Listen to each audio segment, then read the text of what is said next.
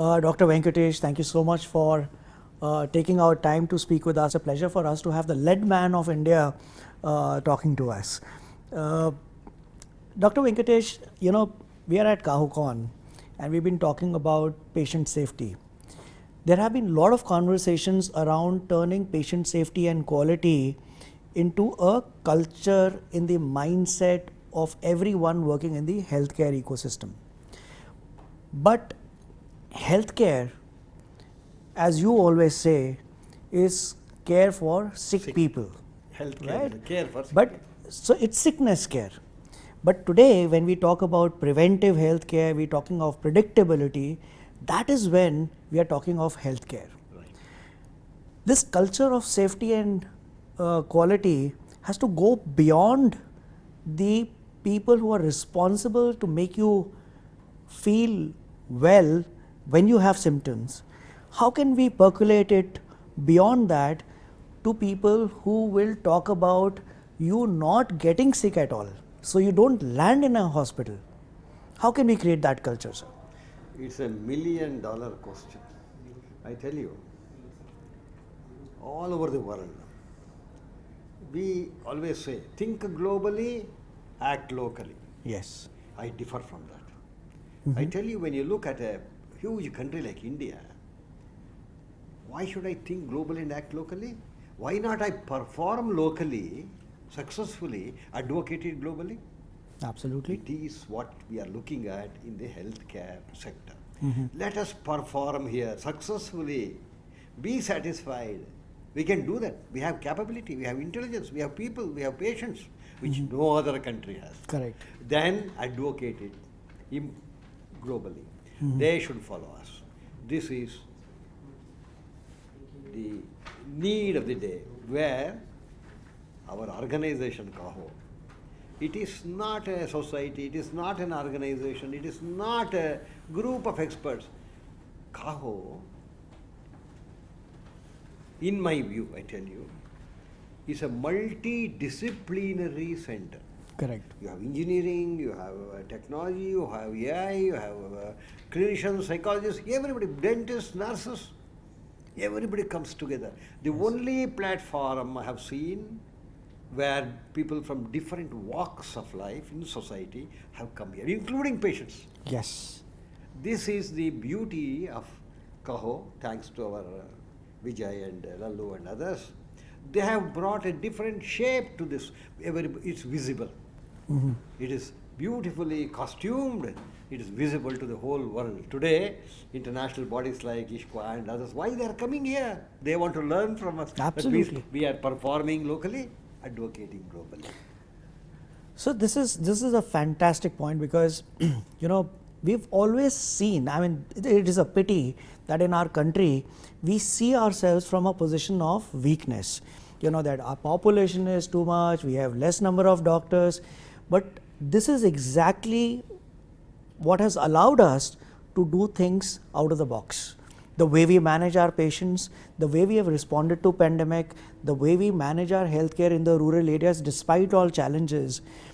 But nobody is talking of this as a strength. We are always seeking that what is it that we could learn from the West, rather than saying that, listen, can West cope up with the challenges when it emerges? Can they learn something from our healthcare delivery system? What do you think we need to do? You see, you brought a very important thing. In our country, in healthcare sector, there is no weakness. Though you use the word weakness, I Yes. there are only limitations. Correct. Limited. Correct. Why I am not able to perform? Because I don't have funds, I don't have resources.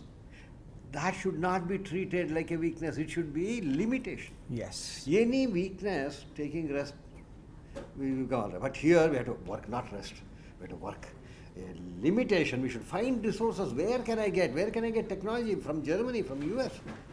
We should have open arm to accept the latest development in technology in healthcare. Right. Are we ready to change?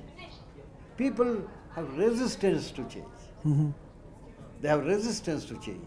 Right. But we should change from one system to another system without any hesitation, then limitation can be taken care, number one. Yes. Second thing is opportunities. We have fantastic opportunity. When somebody told me that out of 3,500 medical diagnostic laboratory in this country, 3.5 lakhs, only 1,200 are accredited. I said, I'm very happy. Why? We have opportunity to get others also accredited. Correct. If all the 3,500, 1,000 of laboratories are accredited, where is the opportunity for me to improve? Yes. Therefore, a limitation leads to improvement. Limitation leads to discover new avenues. Limitations helps us to acquire knowledge from others. Limitation is the basic foundation for us to grow and sustain. Absolutely. I totally agree with you. These limitations are nothing but speed bumps, and you don't stop your journey when you come to a speed bump. Yes. You slow down, overcome it, and then move ahead. Another very unique situation in our country, which is our strength, and we can proudly say that this is something which is very unique to India, is that we've had the best brains in technology. We have helped the world solve technological problems and create advancements. At the same time, we've seen the acceptance and continued acceptance of our traditional sciences, right? How can we create this amalgamation and integration of these two to create a strength which gives India the advantage which no other country can, claim to do it better than us? See, we are blessed with very ancient wisdom. We are blessed with the ancient system. For example, when Ratan Tata realized, along with Montek Singh Ahluwalia, that we need a transdisciplinary medicine requirement. Right. Allopathy should be understood along with Ayurveda. Right. Now, others way, Ayush came. Uh-huh. The first transdisciplinary university was formed in Bangalore, TDU. Right. TDU was formed. Yes. And Padma Shri gentleman is the chancellor of that. And what I am trying to tell you, we have wealth of information, but we have to put it in an order. We have local wisdom, we have knowledge from outside. Well, I tell knowledge is to make others better, myself better. Correct. My wisdom is to make others better. Correct. We have both with us. In India and China and these countries in Southeast Asia, we have a wonderful history of traditional knowledge, traditional wisdom, and we with open arm we welcome the modern medicine also. Right. That's why we have started thinking of, with the government of India, a new project, fantastic project for which I initiated, Project 797, healthcare. You know what is 797? Please, sir. Not many people know, I will tell you. I will tell everybody. The 797 is a magic number. When NCDC, National Center for Disease Control, which started like Malaria Center earlier, then it became NCDC at Delhi. Now it has become Non-Communicable Disease Center. What are they? I'll come to that. The NCDC, we were talking about One Health. When World Health Organization last year declared, my right is my health. I was a member of one of the divisions in WHO. I said, no, I don't agree with that. It is not my health, my right. My right is my environmental health. Correct. If environment is polluted, like in Delhi, your health is at stake. My right is my animal health. The chicken and a goat you eat, if it's sick, you will fall sick. Correct. My right is my agricultural product. The apple and orange and rice and whatever we consume, if it is loaded with pesticide, insecticide, where is your health? See, these are the basic causes of sickness. We are. I tell you, when I was a small boy, my mother used to bring vegetables. I used to watch. She used to sort it out, remove all the worms from the vegetable. Right. Remove that part which was damaged. Rest of it she used to cook and give me. Right. It was safe because worms were alive. I know I can be also alive. But today the amount of pesticide, insecticide, fungicide they are using, so much, there's no worm, no insect. Will you survive with that food? Now, when we talk about health, it's a global health. It's one health. One man, one world, one health. That's what, Vasudhaiva Kutumbakam. The Correct. whole world is It's one my family. family, yes. We cannot isolate ourselves. This Caho has brought in this concept of one health discussion in most of the. Correct. Fantastic, I tell you. Hats off to our organizers. It is very beautiful when you say that, what Caho is doing. One of the things that we realize is that while we were late in adopting this concept of quality and turn it into a professional body that is focusing on this, we are doing a better job than what the world is doing. We are doing a better job than what US is doing. Of course. But the perception of what the West does is here, whereas we have not been able to create that perception even when we are doing better than anyone else, despite all limitations that we were talking of. Right? How can we take this message to the world, not just in India, sir? I am a nature lover. Yes. I sit under the tree. Mm-hmm. There's a bird on the tree. When will I know there's a bird on the tree? It should sing a song, or it should put a shit on my head. Mm-hmm. Then I know there's a bird. Okay, our system is like that. When do we get recognized? When somebody criticizes you, or when somebody appreciates you? Right. Both are required. Now, how to achieve this? For example, how to acquire quality? You're talking about quality in the healthcare sector. I tell you, if you are service provider, if I am a service provider, to whom? To all these people. Unless I put myself in their position and what I, as a customer, I expect, am I getting it? Or am I, as a service provider, I'm providing it? If that can match, that is quality. Awesome. Quality is nothing but meeting the expectations of your customer. Here my customer is patient. Correct.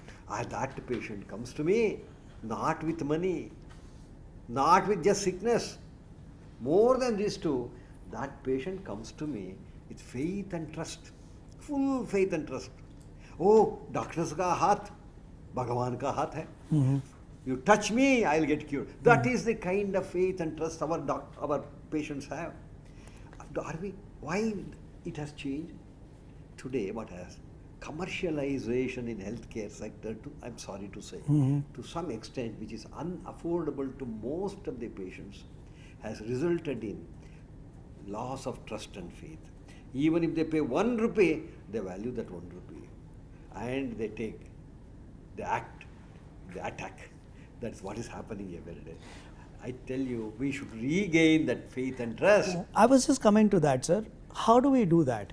Very simple. When we are looking at commercialization, I think there has been a lack of transparency as well. People do not understand what is it that they're paying for.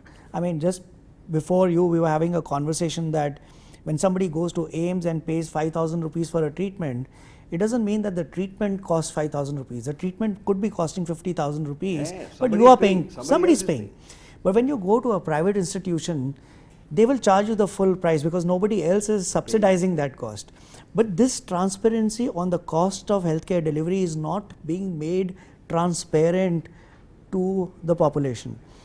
While I say that, we also know that we are the cheapest or the low cost healthcare provider in the world, but we are still expensive for our own population.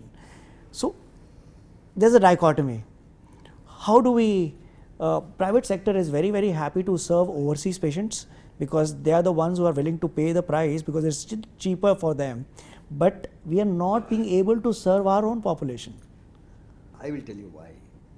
Healthcare organizations have failed to communicate, failed to create awareness. Our job is, before doing anything, why our expenses are this much? Have we created that awareness well in advance? When I go to a hotel, the hotelier gives me the menu and the price. Hospital also gives. What is essential? What is extra? Have they informed me well in advance? This is the requirement of all the standards. If this is told to the patient, look, we will tell you in advance what is the status, what has to be done, how to help you to become better. This awareness and communication to the family, friends, the moment a clinician treats the patient like his younger brother, that younger brother will never go to court. Correct, correct. I think, sir, if I can share what I feel where we are going wrong, is when you go to a hospital, there are these packages that are there, So, You're right. so when there's a cost of treatment, there's a OT cost, there's a doctor's fee, there's the consumables that you're paying for, and then there is a room charge, the facilities, the extras like what you call. But when you upgrade your room, it's not just the cost of the room that is going up, your cost of doctor's fee, OT charges, etc. go up. So which is where probably the challenge is that, listen, I'm getting the same care in terms of medical help, but why are you charging me when I'm just taking an extra, a bigger room, right? How can we in this situation create an environment of trust? Because I mean, I remember as a child when we go to a hospital or a doctor with my parents, we were blindly trusting what the doctor says. Yes. Today, when we go to a hospital, the first emotion is of suspicion. Yes, suspicion. How can we change this today, sir? Education. Education is required. Awareness is required. And to regain that faith and trust. I went to a doctor recently for some problem. Paid the first fees. I said, no, I have to pay.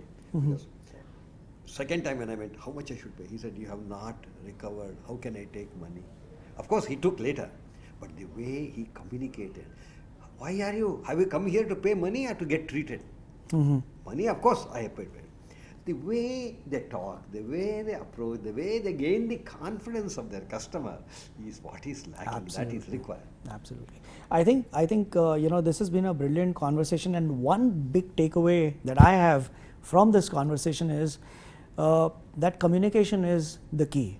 Because while we talk about empathy being the underlying emotion for every healthcare professional while treating a patient, the only way to demonstrate that is through your words and your tone. I think that is something that really the medical fraternity needs to be trained on in our country. Yes, I agree. Now, we have to strengthen this healthcare system. Healthcare is going in for research, advances in technology. Today, more than 50% of the youngsters who are attending are in some research or the other. Correct. Now, research is expensive. Everybody thinks research means high-end technology to be used to generate some data, analyze the data, conclude, and help. I differ in this, I tell you. We also did a research between 1995 and 2000. What we did, we realized that, you call me lead man of India, I'll tell you with reference to that. We realized that in India, throughout Southeast Asian countries, except US, UK and Australia, we were using leaded gasoline, leaded petrol. That means that was added as an anti-knock to prevent breakage of engine. But our engines were all modern. There was no need for tetraethyl lead. Correct. Still, they were adding because World Bank gave a lot of money to buy to India. India, we used to buy from some external producer controlled by Western world. We used to buy tons and tons of tetraethyl lead to the petroleum industry. Now, in 1996, most of our people had scooters, not cars. Their children were at the back. They were going behind some other vehicle. That was exhaust was there. They were inhaling. Lead has no placental barrier in a pregnant lady. Correct. No blood-brain barrier in a children. Yes. It reduces IQ. Now, how to stop this was the question. Now think of a research. How to do that? Other countries have done, no need to reinvent wheel, but it will not be accepted by our government. What we did, we screened 23,500 people in 7 metros in the country. I was the director of the project. We measured the blood lead level with a finger prick. Costed 1 cent, 2 cents, not much more than that. Yes. We measured the blood lead level and we found alarming data. More than 53% of children born who are below 12 years of age as of 1999 had their blood level above 15, 12, 15 microgram per deciliter. Means they're already, their IQ is reduced, irreversible damage. Absolutely. Then what to do, how to bring back IQ or how to prevent it was the question. We went to an economist. We said, if IQ is reduced in 53% of children below 12 years today, what will happen to our economy? To do 4 hours work, they will take 6 hours when they are 20 years age. By 2020, annual economic damage in India, because if we continue to use leaded gasoline, it will be 600,000 crores budget of 2 Jharkhand states. I took it to data with one slide to Government of India, Parliament Secretary. They wouldn't accept it. They said, you scientists come with data, come with problem. We need solution. I said, yeah, the solution is don't use tetraether. No, World Bank has given money, we have purchased, we have to use, we have to give a report. You know what I did? Along with Admiral Dawson and Abraham George, who supported, we went to World Bank, took a letter from the World Bank chief that if developing countries do not introduce unleaded petrol by by 2003, 3 years time, no more World Bank loan. When that letter was issued, I tell you, you know what happened? March 2000, throughout the country, petrol bunks had a board, unleaded petrol sold here, unleaded petrol sold here. What a fantastic. I think, simple research to help improve the health care. Now today, of course, after that we got Magiridhar Gyani, myself, I got lead content in the paint below 90 ppm, lead in food, lead. See, most of our agricultural products are rejected for export because it contains lead. Correct. Turmeric powder, for example, supposed to give you health, it's giving you sickness. Yeah. This is, research is needed to change our attitude of healthcare processes. Absolutely. Without much expenses. This is a brilliant story, sir. And I think the next thing that we need to do is, at least in North India, speak about pollution, and take it beyond the conversation, because it's sad to know that a child born in Delhi and NCR, from his first day on this earth, is breathing an equivalent to 2 cigarettes every day. Yes, probably that's a reason that we are seeing lung cancer among young people today. I think this is a area that needs to be picked up, and people like you can contribute. It cannot be solved by one person. Every healthcare it worker, has to be a movement, sir. Every healthcare worker should think beyond their profession, beyond their treatment process, beyond care of patients. Now, care of patient safety is baseline. Absolutely. Go beyond that. That's what I'm saying. That is called true service. That is service to the community, not to an individual. Today, we cannot isolate a patient from the environment. He is part of the environment. Absolutely, sir. That's why. That's a message that we really need to take away from this conversation. That if you really want to look at healthcare, you have to look beyond sickness. You have to look patient care, beyond patient safety. It has to be an environment. World Health Organization has declared now, by 2030, we have to focus on only 2 things. If you want to achieve, as you said, health. Then maintenance. Like vehicles go every 6 months to the garage for maintenance, They're not damaged, they're they're working properly. But we had to ensure all of us, healthy people, should go to hospital to get checked. Am I healthy? For that we should pay. Doctors should continue to be there. 19th century was century of treating diseases. 20th century was century of preventing diseases by vaccination, immunization, blah, blah, blah. 21st century is the century of predicting new diseases. Absolutely. What will be the 22nd century? Maintenance of health. No diseases. There will be no systemic disease, because exercise, food style, everybody will walk and jog and eat very limited. They don't take high glycemic food. No diabetes, no hypertension, no obesity, no infectious diseases, because of sterline and all. They're kept, 5 times they ask me to wash my hand.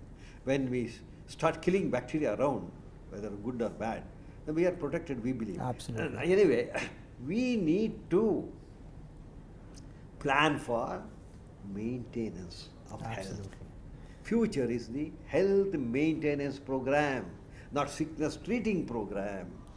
Absolutely. I think that's the message that we need to take away, that health maintenance program and ensuring that Should be the anything theme that of is our next conference. yes, and anything that is harming or could harm our health or our well-being is what we should be focusing on. I will tell you a very interesting thing which happened 20 years ago when I went to Japan, to Tokyo railway station. I went early, like going to railway stations here in early, very well in advance. But nobody was there in the station. Some shops opened. I drank green tea, then water, orange juice, and my bladder was full. I did not know where the urinal was. I was looking this side, that side, there was nobody. But I saw two pictures put. I knew it is a urinal. Oh, left side, right side. Both the pictures were looking alike. Japanese. Then I was hesitating to enter. They might find me. Then I came back. One elderly person asked me, no communication, but I said, like a little child lifting my little finger, go. He directed me. When I went there, lights were on and I heard a female voice. I was scared to take one more step. He said, left side is for free, right side is $10, like Dharma Darshan and free darshan in temple. Then I looked at my wallet, I had $10. Okay, I inserted, even before I showed it, sucked my $10. Then I thought there will be sofa, there will be coffee, tea, snacks, nothing was there. He said, they gave me a headphone and started talking to me in English. Go to Toto number 7. Everything is written in Japanese. All the urinals. I had to count 1, 2, 3, 4, 5, 6, 7. 1, 2, 3, both coincided. I went there. Welcome, it said. He said, wait, bladder is full. It says, wait, police punishment. I tell you. Then he said, press that button. I have not gone there to press any button. I want to pass urine. And then red light will come, wait, it will become orange, then it will become traffic light. Then he said, empty your bladder. Happiest moment in the world, I tell you, I never had that joy. Emptied all the... Said, wait, after the last drop goes, wait, what for? Said, take the printout. A long printout of a laboratory analysis has come. 27 parameters signed by a pathologist. Accredited laboratory, Japanese accredited laboratory approved. I tell you, $10 is worth it. I brought it. In Japan, laboratory has gone to urinals. In India, urine goes to laboratory. Yes. 20 years ago. Today we have artificial intelligence. I was in Kyoto some time ago. They insert one small chip inside. It comes in contact with body fluids. Why I'm telling you, advances in technology in healthcare. Maintenance health I'm talking about. Yes. It comes in contact. It measures the insulin, glucose, urea, creatinine, lactate, all. Then it sends the signal but to body electricity through RFID to your system. RFID. You get it on the screen like your diabetic sugar and so many parameters. Now, even before you go through that, your clinician has already received. Clinician would have described change in medicine, new medicine which goes to pharmacy.